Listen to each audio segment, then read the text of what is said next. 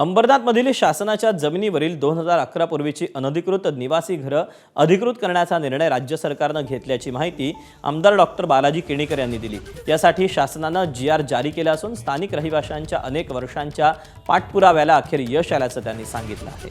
या निर्णयामुळे प्रत्येक पात्र घराला स्वतंत्र प्रॉपर्टी कार्ड मिळणार आहे। त्यासाठी नागरिकांना नगरपालिकेकडे अर्ज करावा लागणार असून मोजणी आणि महसूल विभागाची प्रक्रिया पूर्ण झाल्यानंतर प्रॉपर्टी कार्ड वितरित करण्यात येईल। या निर्णयाचा महालक्ष्मीनगर, छत्रपती शिवाजी महाराज नगर, बारकुपाडा, स्वामीनगर, जावसई, मेटलनगर, बुवापाडा, कुंटवली आणि खामकरवाडीसह हजारो कुटुंबांना मोठा फायदा होणार असून भविष्यात क्लस्टर किंवा SRA योजनेअंतर्गत पुनर्विकासाचा मार्गही मोकळा होणार आहे।